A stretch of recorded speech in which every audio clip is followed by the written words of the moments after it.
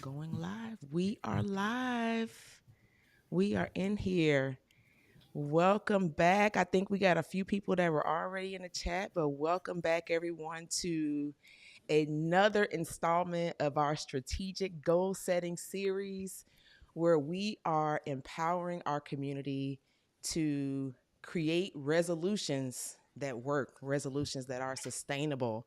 And so we've talked about, you probably saw me last time, I had Charlene Brown on, and we talked about clarity and well being. And today I am so excited to have a wealthy and healthy discussion with the queen, the beautiful queen that you see here on the screen here, Miss Dayna Marie. First, I'm Candyce. I'm your career wellness strategist. I'm one of the co-founders at 5 Minute Career Hack, helping you pivot in your career, your confidence, and your compensation.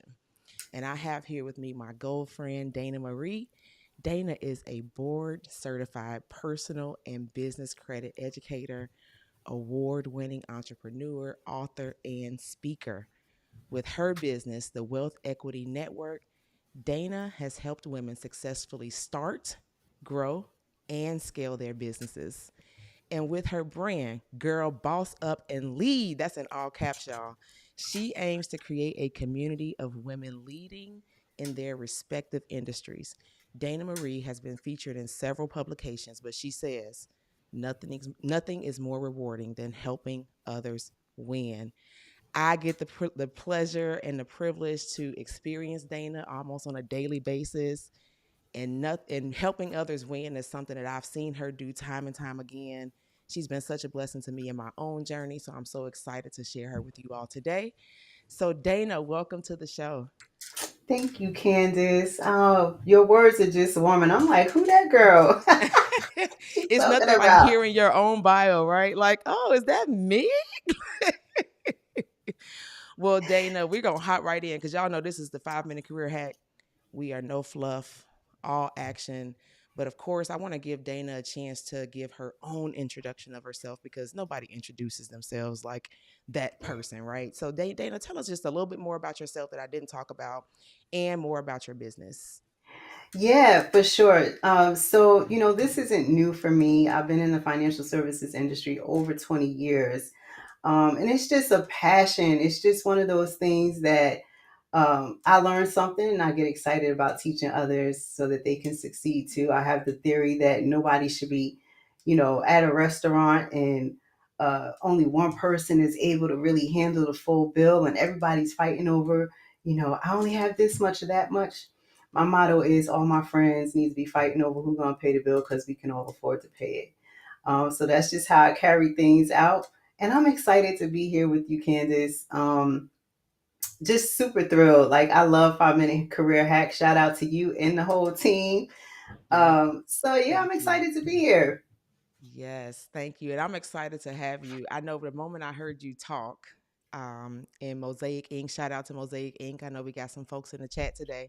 I was like, oh goodness, I got to get her on the podcast. So this is just a live around strategic goal setting, and it's just part one. You coming back again? We ain't even started, but I'm already saying that you are coming back again. But I'm just glad to share with you today, and you share with us because you're the expert in financial literacy and all the things money. So I'm going to learn from you today, and then hopefully be able to share maybe one or two things that maybe I know, but I know you the expert, girl. So listen, I want to just kind of set the stage real fast on what this is not, because I know that many people watching have probably been through a financial literacy class, or they've done some, oh, let me set my budget, or let me figure out what I'm gonna do with my finances. And we could easily just do that, like, oh, here's the 5 things that you need to do to manage your money. But I just kind of wanted to lead in with what the thing is that holds us back from creating sustainable budgets, that holds us back from generational wealth. And I believe, and Dayna, you can correct me or just feel free to chime in, but I believe that our relationship, specifically our emotional relationship with money, is that is what hinders us from properly managing our money and carrying out financial goals that last us over the long term, right? And so I know, folks, this is not the first time you're going to get some advice on this, but I'm really intrigued by a few statistics that I've been aware of for a while. And the first time that I created the Money Emotions masterclass, it was because I saw that direct correlation between how people manage their money and their stress levels, right? And so the American Psychological Association did share some research that money is a significant source of stress for more than 70% of individuals. There was a study by the Northwestern Mutual Fund that says 67% of Americans believe their financial planning needs improvement. So that's upwards of 60% in both of those statistics where people are linking stress to money management.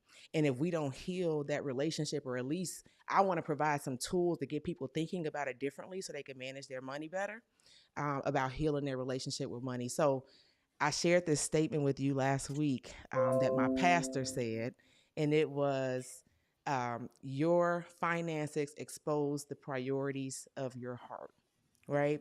Finances expose the priorities of your heart. So, my first question for you that I want you to share some insight on is, how do you feel that our financial decisions mirror our heart's priority? And how can somebody link their financial goals to their core values that impact their overall well being? Great questions, Candice. I believe our financial health is directly related to the relationship that we have foundationally. Where did that start? Right. So we have to really, like all things, go back to the basics, the elementary, the roots. And for me, I believe those money habits start as a child, right? It starts with what we do know about money, um, as children, and what we don't know about money as children. Sometimes you hear parents say things like, we're broke, right? That teaches your child a different relationship with money, right? Sometimes you have parents that don't set limits, right? And that can also give a false sense of stability when it comes to finances. So I think developing those habits as young children, as young as a child can start believing, and understanding the exchange of what money is, right? And that can, I believe it or not, for me, looking back, I probably didn't do those things with my own children, but certainly with my grandchildren, right? They have a different concept of it. So those healthy habits, what are the healthy conversations we're having? Same way we would talk to ourselves about relationships in any other way. Money is no different, because money does evoke emotion. Money does provide a sense of feeling on some term or another. It does uh, ignite our senses in many ways, right? Um, so that is, how I feel about establishing those habits. We have to go back to the elementary, the root of where that came from, and sometimes you have to reverse engineer things and start from scratch. Go back to the basics, whether you like it or not. You have the opportunity to change it, to what it is Yeah, that you want it to be. absolutely. Yeah, our what we learned, I heard you say that, so that's education, what we were exposed to by our parents. So that's why I focus on entrepreneurship with Riley. I want to and Levi. I want to expose them to that early, so that just becomes their way of thinking and their way of life, Mhm. right? But if we're exposed to this toxic money culture, or exposed to scarcity mindset, then that's how Yes. we're going to govern ourselves when it comes to managing our own finances. So definitely the education, the exposure, and then the experiences. And when I think about the experiences, when you carry out those, what you learned and what you were exposed to in your adult life, then you begin making these money mistakes, right? Like, and I think there's I can't remember her name, but there's a young lady who I follow in regards to money, and she calls them mistakes. Like it was just your take on it that there was mismanagement, right? And so some of those money mistakes that we make, we hold ourselves hostage. We fail to forgive ourselves for those money mistakes that we made. And then we repeat the cycle over and over again. And then you end up back in Dave Ramsey's class at the age of 50, like, oh, what did I learn? Like, where do I start? Right. And so I'm interested in your insight in terms of forgiving yourself for Mm. those experiences. What does that look like? How do you how can somebody forgive themselves for that money mistake that made, or that mismanagement of money, so they can actually start to implement the stuff that you teach and all the gems that you're going to drop today? Can you talk to us a little bit about that? Absolutely. The forgiveness to yourself when it comes to how you may not have handled your money is huge. That is a huge piece of healing, is a huge piece of closing that door so that the bigger door can open. I'll give you a personal story. I can remember going back now, this is over 19 years ago, when I had to file bankruptcy, right? And I was so hard on myself because how did I get here? What were the wrong turns that I took? How did I miss? And then, just having that bankruptcy, title hanging over you on your credit report, you can't, do make certain moves because you have that title. And then it clicked. It clicked to me as I was navigating through bankruptcy court and going there with my infant daughter at the time. Um, I I took it as two things. This is a learning moment, right? This is a learning moment. And the second thing that I took away from that is this is just a realignment, Mm, right? It's a reset. So I no longer felt that heaviness, the weight, the curse, the word is so demeaning. I didn't feel yeah. that anymore. So you have to, number one, you look at things. Number one, I always say this: time is a resource we cannot get back, You right? preaching. You preaching. But money is energy. You call it to you when you want it, right? And sometimes we have to realize that money has to march out. My granddad used to say, my money gotta, when it march out, it better march back with friends, right? So sometimes, even in your feeling like you've lost that money, sometimes you have to release that energy for it to come back to you. And forgiving yourself is a part of just elevation. Mm-hmm. Forgiving yourself for your money mistakes is just, okay, I hopefully have learned the lesson. And even if you haven't and you have to repeat the lesson, there might be a little piece in there that you just got to go back and rewrite that piece of the story. But it doesn't mean that you can't change your money picture. The picture you have today is just that. The picture you have today is, it doesn't have to be your forever story. So that's how I feel about that. And forgiveness on that level is huge, because Yes, if you don't forgive yourself, then you're not opening yourself up to what's coming next. absolutely. So, No, that was a perfect response, and I love that how you, it's just a new chapter. Like it's going to inform how you move forward. But what I just kept thinking while you were talking was, like, okay, you mismanaged the money, but you're still alive. Like you get a chance to try. You get a chance to try again. So God forgave you for mismanaging the money. So why yes. not forgive yourself, right? So that you can create a new foundation and again, let it inform how you manage money Yep. in the future. So, no, I love that response. I know that wasn't something that we had planned to talk about, but I just thought about it because there's different ways of that, this poor relationship with money comes to fruition in our lives. It's, impulse spending and even avoiding financial responsibilities, comfort spending, retail therapy. How about not spending? How Yeah, about holding on to your purse that so tight part, because you have money hurt, that part, right? that part. Yeah, that's those investment decisions, choosing not to invest or pulling out from stuff so fast because you're afraid of the risk. So you're letting fear lead you. And then, when you look at research, more than 50% of marriages even break up because of Yes. the poor relationship with money and not being able to communicate about it.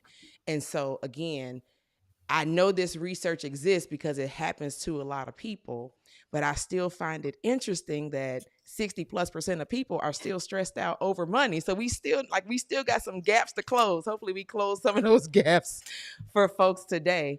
But I think, we talked a little bit about this morning, and it was habits, right?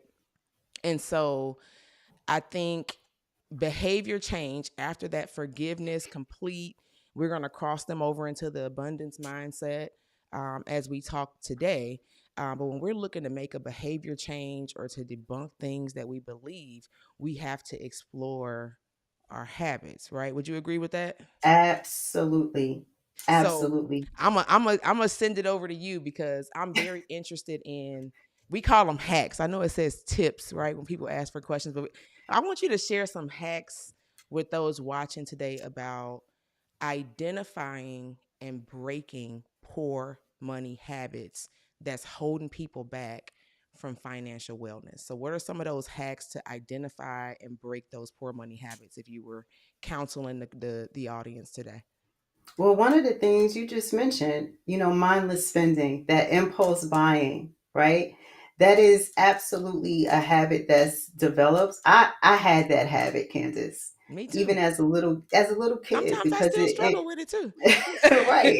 It's one of those things where, no one really ever told me no, right? So I never really felt like there was a budget to follow or a cap Hmm. on what I needed to spend. So I would say the first thing is really acknowledging how you're using your money. Where's your money going? Hmm. One of the things that hurts us in doing that today is because we use a lot of plastic, right? We don't really have to be mindful when we pull out the card. So one of the habits that I always recommend, especially if you're getting back on track, even if you are going to use your debit card, get in the habit of also using the old transaction book, Mm. right? That That old bank book, checkbook. that old transaction book that comes with your checking account. And Yes. even if it's only to get in the habit of writing down where your money is going. Sometimes we don't think about that $5 cup of coffee coming out of our account every day, right? Because we know the money is there. But when you add that up over the 52 weeks, and you're like, oh, I spent this much in coffee in a year, you have a reality check. And Hmm. I'm not knocking, if coffee is your thing, then spend where you want to spend. But it develops the habit of knowing where your money is going, which is huge. You have to know where the money is going. If you are getting a paycheck and all of that paycheck is going into one account, right? And you've not developed the habit of saying, this is where I designate Hmm. my money to go, which is also a habit. So, habit number two, designating where you want your money to go, right? Then you will become a mindless spender Hmm. because I don't have to designate where it goes. If I want to buy this, then I buy it, right? That causes you to be compulsive. The other thing that I would say, in addition to using that transaction book, get real plain and simple. I never recommend one account to, clients or mentees. Preach. Yeah. Um, you should have checking accounts and savings accounts that are designated for specific things, and they should not all be at the same bank, right? So that's just another habit. So when we think about, what are the things that are essential, we have a household account, right? So that household account handles everything that has to do with your financial well-being at home, your rent, your mortgage, your utilities, whatever those things are. All of that comes out of your house account. Of course, you want to have your savings account, right?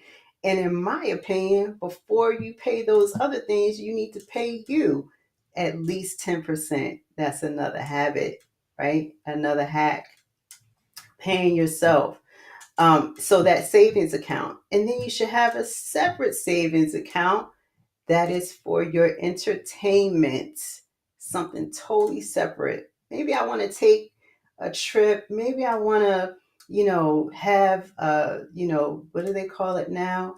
Uh, the date night Oh yeah. schedule, Yeah. right? So maybe I need to, go to on a date every 7 days with my Yeah. significant other, right? Maybe I need to take a trip every 7 months with my significant other. That's what that entertainment account is for. And then a totally separate savings account for your goals and ambitions, right? So you have a rainy day savings and a savings account for your goals and ambitions. These are just a few minor habits that if we can, get back into really writing it down and seeing it, it makes a big difference because then you're just not mindlessly and, just not thinking about where your money is going. Right. The biggest hack is at the end of the month, add it all up. Come on. See how it's working out. Where can you make some changes or adjustments? Positive, I can add some more money here. And maybe it's not. Maybe it's I spent too much money here. But the whole thing is you've realized now where your money is going and you get to decide how you want to designate it. Remember I said when your money marches out, it should march back with friends. So are you allowing your money to march back with friends? What is the return that you're getting from whatever that is that you're spending on? And is it worth the return of your expectation? So I Yeah. think those are the few hacks that I would Love share. them. That might have been five. You right on 5 minute career hack. You in our lane with the five. You might have did that. All right. Well, I'm definitely gonna make sure we come and put that in the show notes because I think those were amazing hacks. And what I was thinking about while you were talking was order.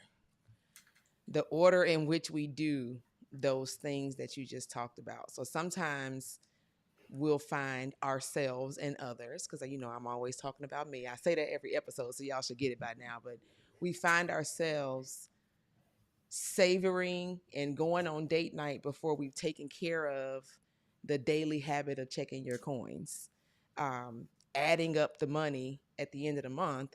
We're doing that after we went and spent all the money on our heart's desires, right? And when I was listening to you talk, I was like, man, this is the perfect order in which she's saying this. I want to make sure that I capture it in the notes in that order because I think it's got to be that way, or else you'll find yourself in another money mistake that you got to forgive yourself from. And you will still make money mistakes. I know we're going to still make them, but you'll find yourself Absolutely. in that place where you're making yourself feel guilty for the mismanagement of money when it's not done in that order. Rachel Rogers, which I think you've heard me talk about her before, she has like the millionaire habits. And one of the millionaire habits is check your coins every day. I think it's the seven daily habits. Balancing that Yeah. checkbook. I know we don't have a checkbook, but if you're looking at every single account you have every day and you know what's going in and what's coming out, then it's going to inform the way that you manage your money. So I think you share some phenomenal hacks on Thank identifying those you. habits.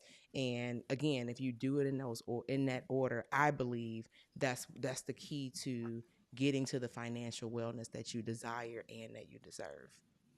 So I want to talk about some myths because we're gonna end today with um some steps because we want to make sure we give the practical steps. But sometimes outside of the poor relationship with money, the poor habits with money, there's these things that we've heard about money that informs the way that we manage it as well. And it's these myths. So I was like, Dayna, let's bust some of these myths that are out Let's be there. Mythbusters. We should have wore a Yes. T-shirt that said Mythbusters today. Mythbusters.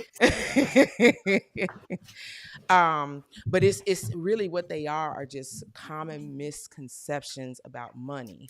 And I want to just share a few of them and get your take on it. Or if you Mhm. hear a few that you want to that I didn't say that you want to share, feel free to do so. But there's the myth of money doesn't affect my happiness. I don't need money to be happy. I don't need a budget. I don't make enough to budget. Only wealthy people can invest. Debt is bad. I'm too young to start saving. I'm too old to start saving. I was actually on a money emotions class, and a Mm. young lady was like, I'm 60 something and it's too late for all that, right? And I got a thought on that. I'm gonna pass it to you here. But see, that's just some of the myths that I've heard. What's your take on how people can debunk some of those myths? And I know this will probably lead us into those steps of financial planning. But just talk to me a little bit about that, like those myths that you heard. Add some if you want, and then how can people start to think differently about the things that they've heard that's informing the way that they manage money? I might need you to recap, but let me start here. Number one, we're never too old to start saving. We're never too old to set a money goal. Um, of course, depending on where you are at any given point in your life, the way you're going to save is going to look very different, right? But we're never too old to start saving. The other one that I heard you say is that I don't have enough money to budget. If you got a penny, Come on. if you got a penny, you better tell that penny where you want it to go. A budget is just telling your money where you are designating it to go. That's all it is. So if I get to say to my money, I want you to go here, and my expectation when you go here, that's how you have to talk to your money, right? You got to be real gangster with your money. So I don't care if it's a penny. Designate that penny where you want it to go. You might want that penny to go to some growth opportunity, right? That's you budgeting where that money is going. Tell me one of the other ones you mentioned, Candace. So since you're the credit fix chick, here's one. Credit cards are always bad. Uh, People think that that credit is card use is harmful to financial health. okay. So this one, I'm so glad you picked this one I because I purposely waited because I was like, I'm gonna end with this one so she could dive in. this is one of the biggest myths out there. Of course, this. Let's get to the root of where this came from. Number one, credit cards kind of came on the scene somewhere about 1970s or so, right? Based on that, that tells me that the people that were using credit at that time were probably like our great grandparents, our grandparents, so on and so forth, which means they came out of a different era. You Mhm. use that type of money for emergencies, right? How many of us have heard that? You only use credit for emergencies. Yeah. My granddad taught me the same thing. But what I learned was credit is not just for emergencies, Mhm. right? As a matter of fact, credit gives you advantage. It is other people's money. Oh, Depending yeah. on how well your credit profile, your credit picture looks, using a credit card to buy something like, an investment property, that's a good look, Yeah. right? That's a good look because now I don't have to use my cash money, right? I'm freeing up where I can invest my cash money and I'm using other people's money, that credit card or other credit engines, to do what? Buy something that's going to bring me additional returns on my investment. We just have to get savvy on how we're using credit, be educated on how we're using credit, and certainly don't let that myth keep us from leveraging it for those bigger things out there. Certainly, we don't want to use it for things that, Out of don't order. really bring us Yeah, out of order. real return. But that is one of the biggest myths that we can certainly go ahead and debunk that one. Yes. And actually, when you were answering the last question, I was like on my phone trying to find the Girl Boss Up and Lead podcast because you have a couple of specific episodes about business credit, and you also have one about when you talked about the habits around opening up your different kind of checking accounts and banking accounts, right? And so I just wanted to use this opportunity to point people in that direction. We're going to pause before we go to the next topic, but tell us more about your podcast and where people can go and find out some of the stuff that you're talking about today. Tell us a little bit about Girl Boss Up and Lead, because it's you. I mean, these hacks are there. I'm saying this Yeah. because the information is out there. Like, we're sharing it right now, but the information is accessible to you on the 5 Minute Career Hack podcast and Girl Boss Up and Lead. So give us a quick rundown, and then I'll segue us to the next one after you tell us Yeah, about that. that's what I love about the season that we're in today. There's still a lot of education in books. I'm a forever learner. But Girl Boss Up and Lead gives you those bite-sized pieces that you need to make wise financial decisions as women. We talk about, the importance of credit, and we get into some deeper dives about just the conversations around credit. What does credit mean for you? Right? So we talk about a lot of those things. We also talk about business credit, one of those other opportunities of leveraging other people's money, I like to say, for OPM. your business, because there is a difference. A lot of people, Candace, when they first started hearing about credit, we only knew about consumer credit, right? The doors weren't open for many of us when it came to business credit, right? We didn't know that, oh, I can borrow money that way, even if I don't really have the business established yet to establish the business. So we go into those conversations, the tools, the tricks, the resources, all of the elements, secret sauce that you need to really leverage other people's money that way for yourself, for your business. On Girl Boss Up and Lead, leverage, elevate, accelerate, and dominate. And we do that together so we can all win. Yes, put that in the chat. Leverage, elevate, accelerate, and And dominate. dominate. Yes, dominate. And y'all know Dayna already told us what she's about. She is about helping other people win. And when I listened to the podcast, I was like, if I had had this like 3.5 years ago, I it would have been a life changing experience. But to that myth that we talked about debunking, it's never too late to go and listen to the podcast and get the gems, the knowledge, and the tools. And stay right here, because we're going to keep talking about, now we've talked about money relationships. We're going to keep talking about some clear steps that you can take to set money resolutions in 2024 that are going to work, that are going to sustain, and we want everybody watching this to be doing it differently. And so we came in with talking about the money emotions and our relationship with money. We debunked some myths, we talked about some habits, and I think for me, everything that we are talking about is directly linked to our mindset, right?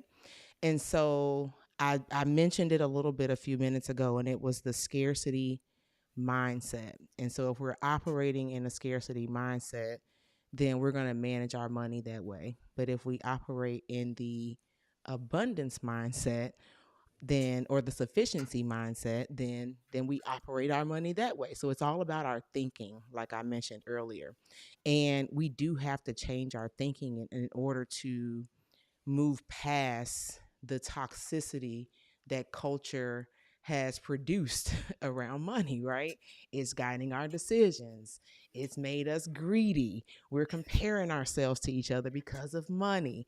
And we get to this place where we think that money is just more important than life itself, right? Because we place such a high value on it. But I think shifting into a mindset of abundance or sufficiency is one of the things that I want to chat with you about today.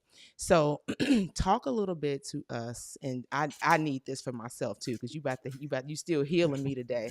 How can we cultivate an abundance mindset in our approach to money?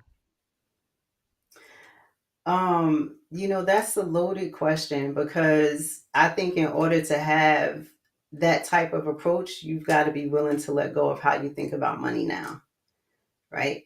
You got to be willing to say, I don't like the relationship I have with money right now. And you also have to affirm the relationship that you do want with money. right? I want money to come to me easily. I want money to come to me fast. I want money to love me. I want it to last. Mm, Whatever that affirmation is that you have to have with that abundance mindset and efficiency. I want my money to last. I mm-hmm. want money to last. I want money to last. And then you have to also call it, where do you want it to last for? What it again, I will always go back to this because let's just be honest. Money does not like to sit. Mm, that's a bar. Money does not like to sit. Money likes to grow and be multiplied. Mm, Money is math, mm, right? Money does not like to be stagnant. It doesn't like to not flow. It is an energy. So, in order to have an abundance mindset about your money, you've got to first let go of your insufficient mindset mm. about your money. If you feel like you've got to hold on to your wallet all the time before you make a financial decision, you've got to understand, is that working for you? And if you feel it is working for you, then show yourself the proof that it's working, That evidence. Yeah. right? That don't lie. Numbers don't lie, Yeah. It's right? math. You said it. So the mindset around money has to be that it is free flowing and money will always come to me. One thing for sure, two things for certain. Even if you are starting from zero, money is never going out of business. Come on. You just got to find out how to get it to come Go. to your address. Yeah. Ooh, that's good. And that's it. Yes. So your money mindset can't be, oh, I'm depressed. I don't have no money in my pocket. It can't be, oh, I'm broke. Like, what is the language that you're speaking to your money? So even on the days that you only have a penny, you got to say, this is the best penny I ever had. I'm going to make this penny grow. This penny about to march back with some friends. Mm. And that's just how you have to feel about it. Candace, I've been This is wealthy, wealthy, wealthy. I've been broke, broke, broke, broke, broke, baby. But one thing for sure, I know that I'm never without money. I'm never without money, love it. right? It just has to circle back around to my address. So you have to keep an abundance mindset. And then the sufficiency piece of it is, how do I maintain and grow? Mm-hmm. You definitely don't want to mishandle it, right? So you have to have that conversation with your money. You know, you have to really, it's a relationship, right? It's almost like when you starting from rock bottom and you're just getting back into your money game, you get to tell the relationship what you want it to look like. You get to paint the picture for your relationship, right? Listen, girl, this time we're gonna do it like this. And that's just how you have to that's just how you have to talk to your money. It's like people don't think of money as a living, breathing thing. It is. It's like water. It's like An water. It's element. like Yeah. air, right? And honestly, if it's not growing, it's dying. Preach.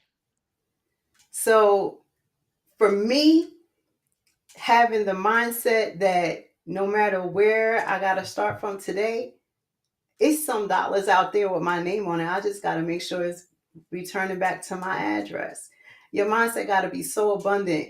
If you let your money get you to the place that you're falling into um, a bout of depression, or you're thinking like it's never going to happen for you, Mm-hmm. or every time you get a little piece, it got to go to something somewhere.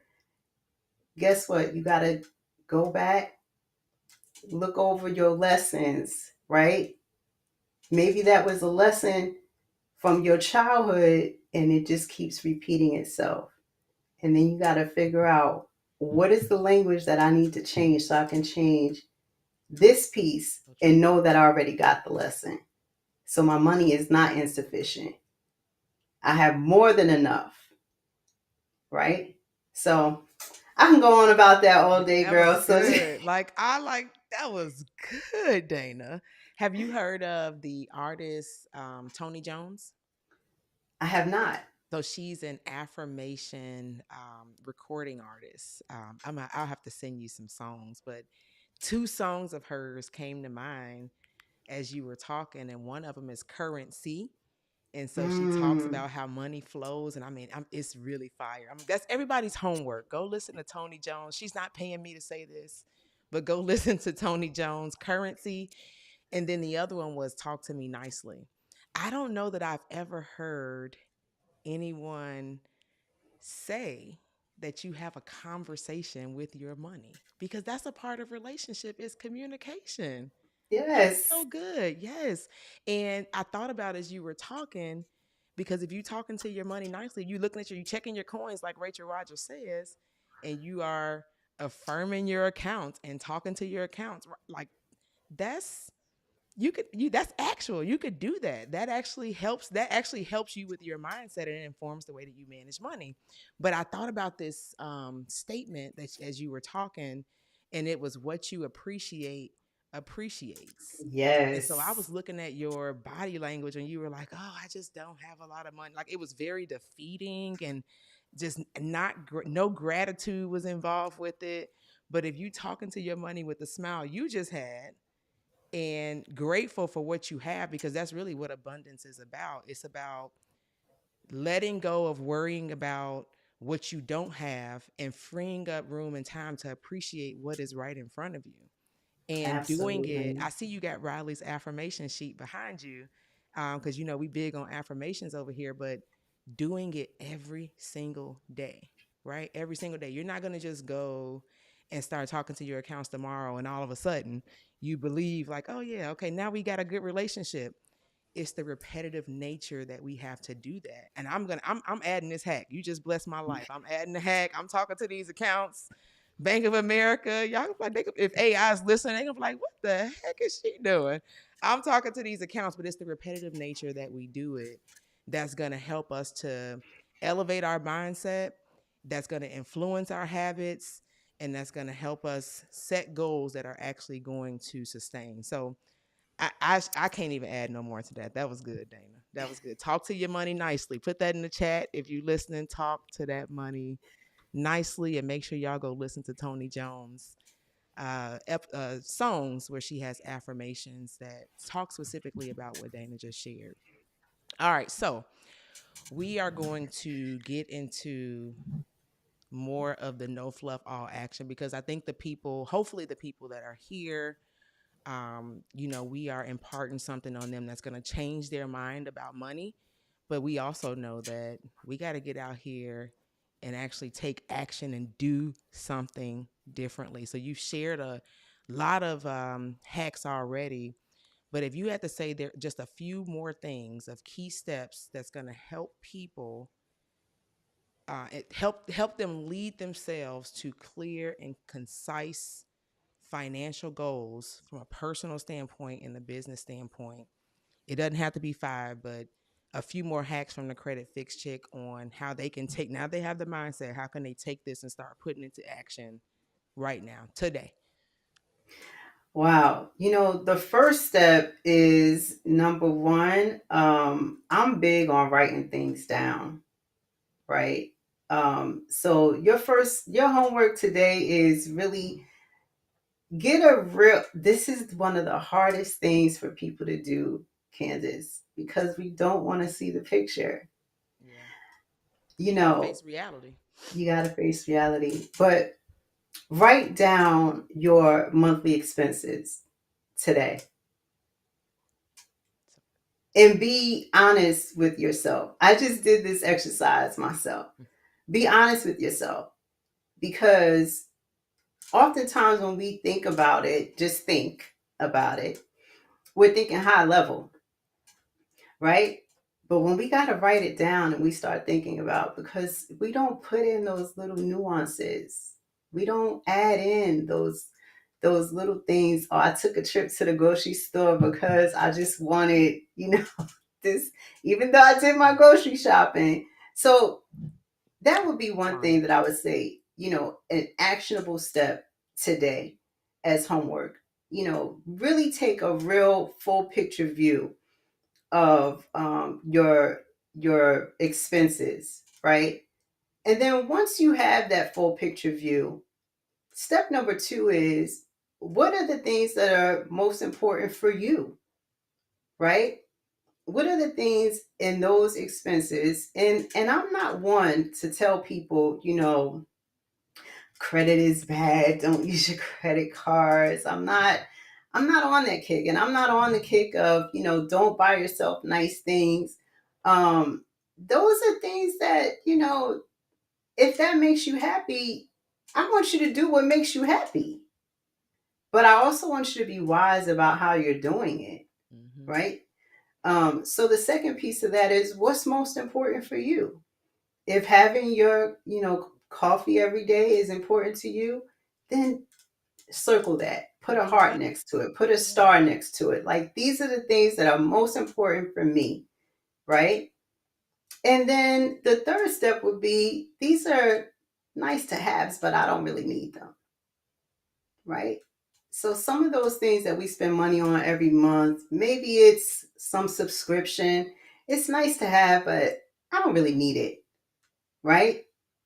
You know, a wants versus need kind of thing, but not so much like you don't deserve it, Mm. right? It's just that it's a nice to have, but I don't really need it.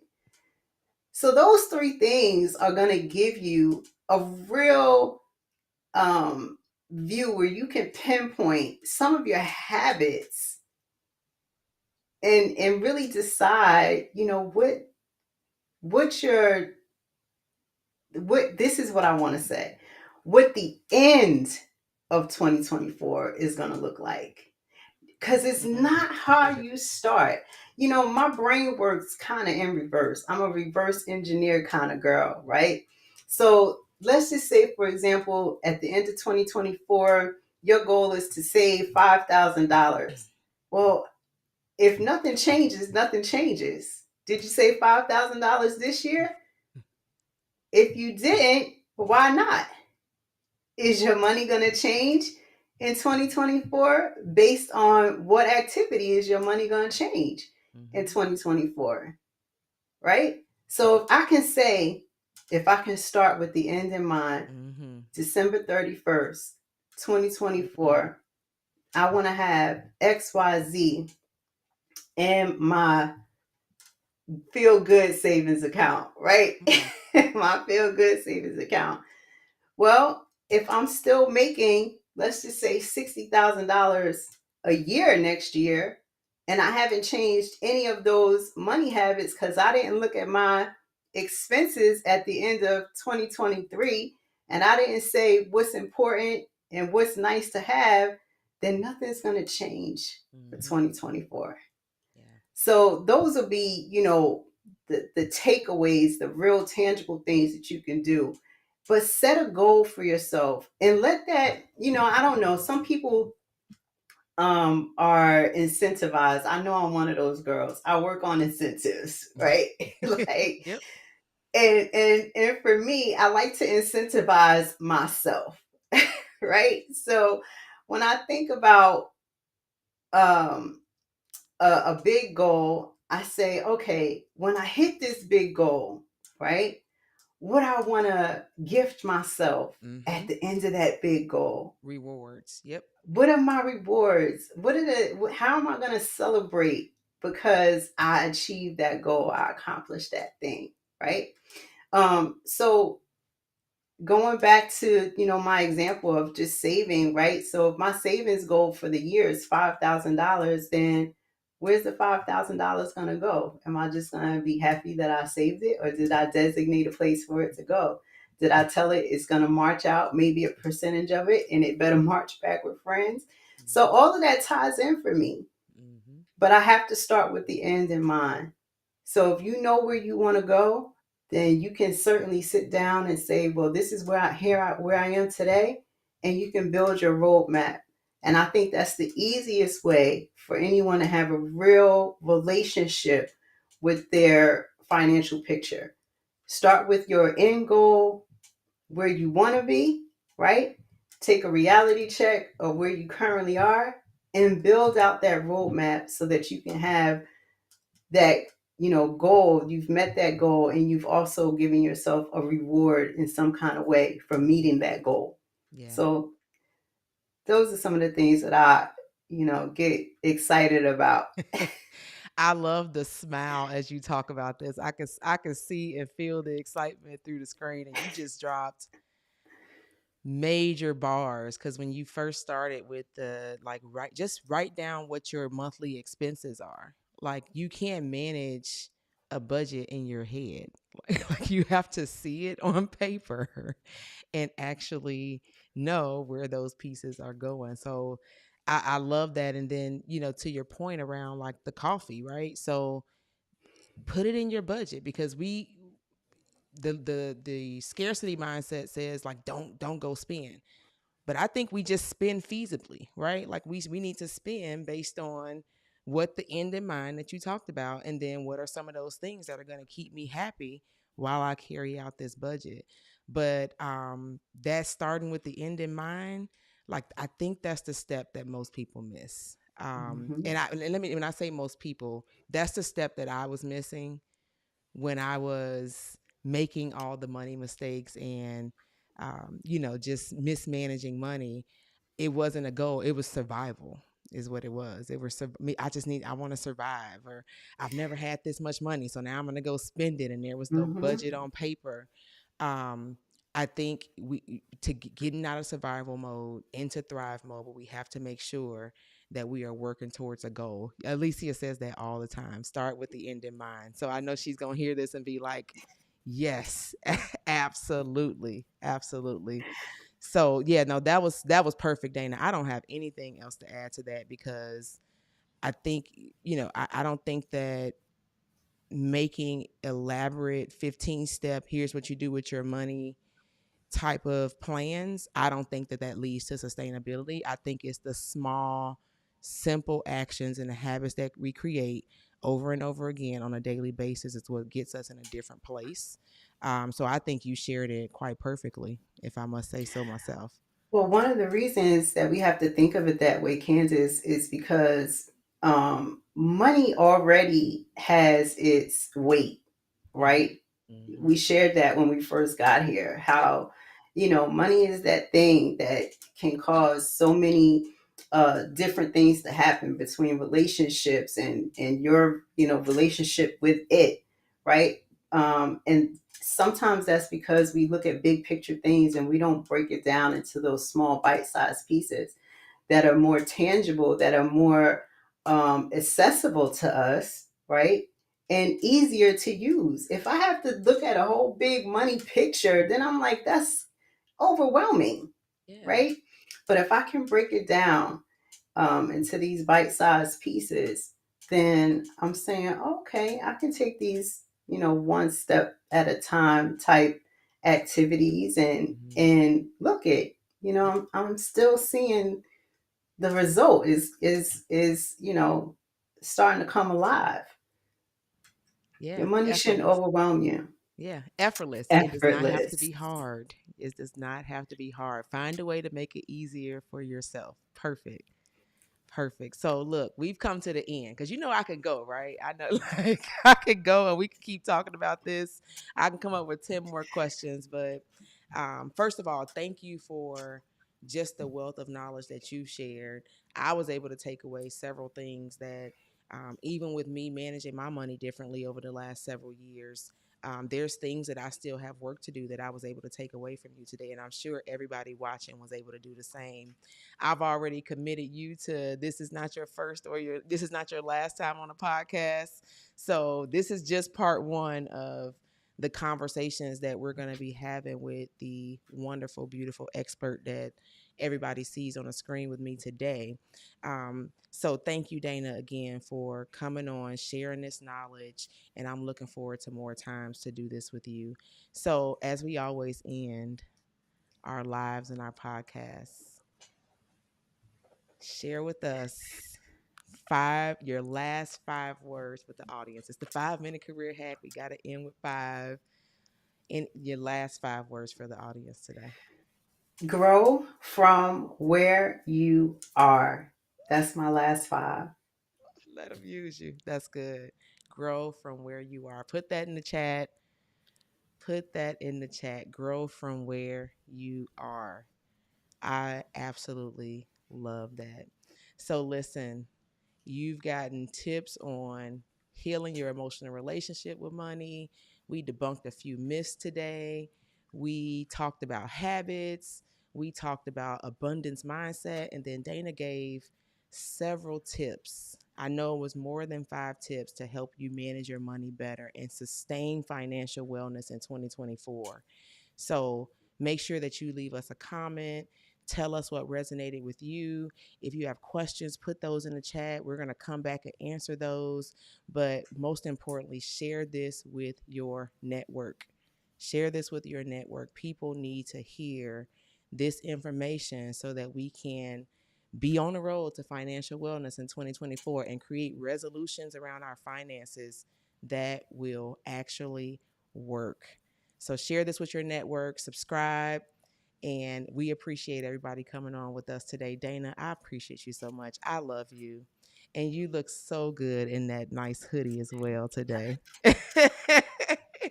I love you more, Candice. This has been amazing with your beautiful soul inside and out. Thank you Mhm. so much for having me on the 5 minute career hack. Shout out to you and Alicia and Jamila. You guys are amazing. Thank you Yeah. for just sharing all that you guys do. Awesome. No, we appreciate you being a 5 minute career hack supporter. And you know, we're a Girl Boss Up and Lead supporter as well. So we're going to leave in the show notes the ways that you can reach Dayna to leverage her services as well as listen to the hacks that she shares on her podcast as well. But again, this won't be the last that you see of Miss Dayna Marie on the podcast. So everybody take care. And Dayna, thank you again.